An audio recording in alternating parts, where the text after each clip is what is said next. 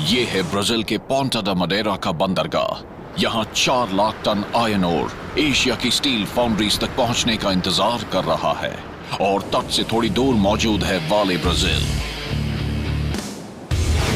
ये दुनिया के उन गिने चुने 25 जलपोतों में से एक है जो एक बार में इतना सारा ओर ढो सकते हैं।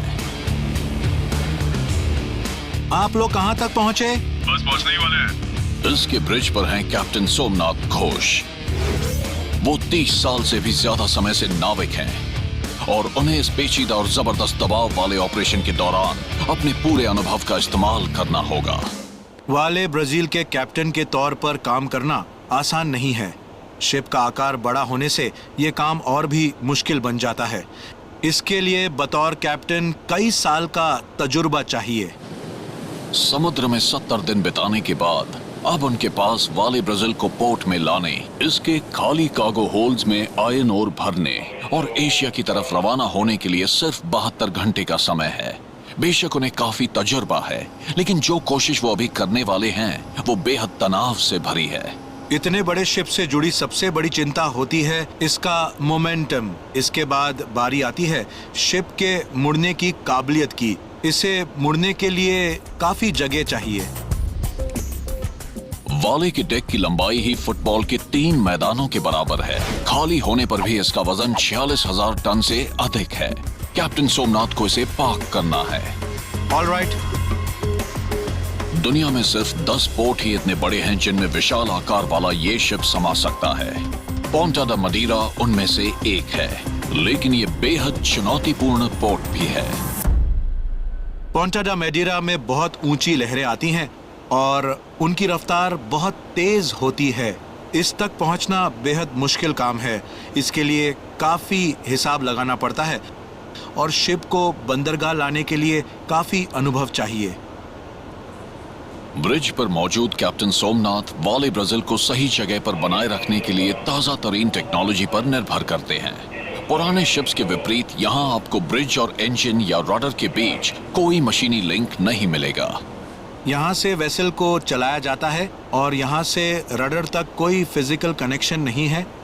ये सारा काम इलेक्ट्रॉनिक तरीके से होता है और ये एक बेहद उन्नत सिस्टम है। अब जरा थोड़ा और पोर्ट की तरफ आइए। ठीक है, मैं पोर्ट की तरफ मुड़ता हूँ।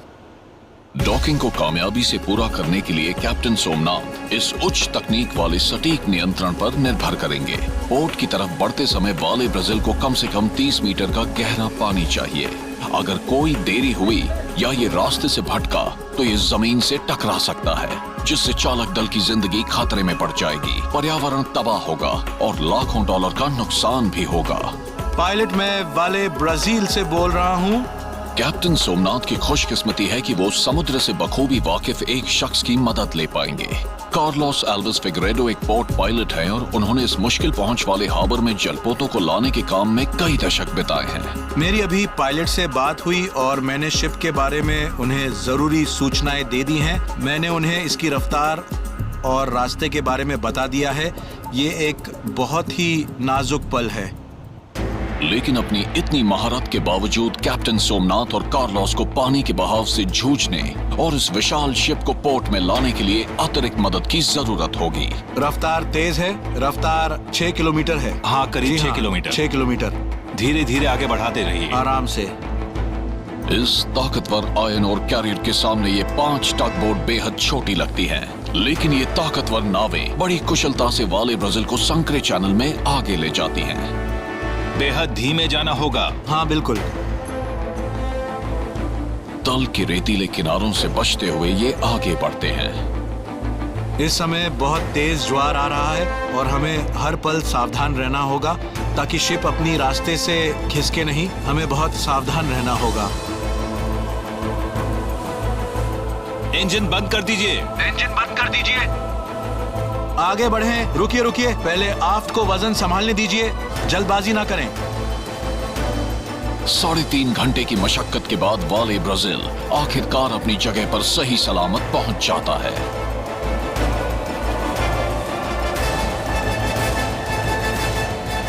अब इस पेचीदा अभियान का अगला हिस्सा शुरू हो सकता है, वो है लोडिंग। लेकिन ये काम आसान नहीं है। हालांकि जब ये पोर्ट में आया तो इसके होल्ड खाली थे, लेकिन फिर भी उनमें 93 ओलंपिक स्विमिंग पूल्स को भरने लायक पानी था। और इसकी एक खास वजह भी है। वाले ब्राजील बहुत ज्यादा वजन ले जा सकता है। अगर आप इस वजन को हटा लेते हैं तो ये अचानक बहुत हल्का हो जाता है और शिप पानी में से ऊपर उठने लगता है और ऐसे में ये अस्थिर हो जाता है। शिप को पोर्ट में स्थिर रखने की जिम्मेदारी ऑगस्टो सीजर मगलियस पर है। वो 25 साल से ये काम कर रहे हैं और संतुलन के इस नाजुक काम में माहिर हैं। जब मैं शिप के बो वाले हिस्से को लोड कर रहा होता हूँ तो उसे संतुलित रखने के लिए मैं बैलेस्ट भी हटाता जाता हूँ। इससे न तो शिप पलटता है और न ही उसे नुकसान होता है। किसी हादसे से बचने के लिए ऑगस्टो सबमरीन के बैलेस्ट टैंक्स जैसे एक सिस्टम पर निर्भर करते हैं। जब होल्स में से आयरन ओर निकाल लिया जाता है तो बैलेस्ट टैंक्स में पानी भरकर शिप का वजन बढ़ाया जाता है, जिससे वो पानी में स्थिर हो जाता है। तो खाली होने के बावजूद वाले ब्राजील समुद्र का 23 करोड़ लीटर पानी ले जा रहा होता है। लेकिन अब ऑगस्टो को इस प्रक्रिया को उल्टा करते हुए बैलेस्ट टैंक्स में से पानी निकालना होगा, क्योंकि अब उनमें आयरन ओर भरा जाना है।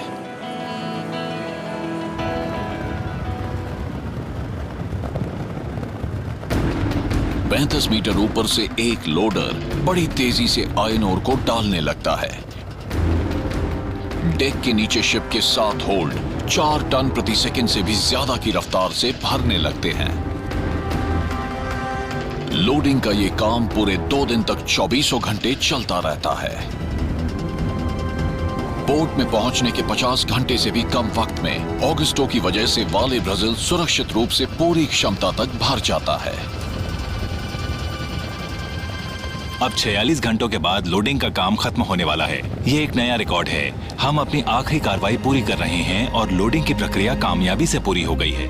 कैप्टन सोमनाथ और उनके चालक दल ने ये फेरा सबसे ज्यादा तेज रफ्तार से लगाया है। ऑलराइट, ठीक है। मुझे ये शिप बहुत पसंद है क्योंकि ये सबसे अच्छी है। सबसे बड़ी बात यह है कि इससे हमारी रोजी चलती है। हम इसका ध्यान रखते हैं और ये हमारा ध्यान रखता है। ये शिप ब्राजील के समुद्र में 3 दिन से भी कम रहा और फिर रवाना हो गया। इसमें है 4 लाख टन आयरन ओर, यानी 4 लाख कारों के बराबर। दुनिया के सबसे बड़े आयरन ओर कैरियर की अगली मंजिल है एशिया।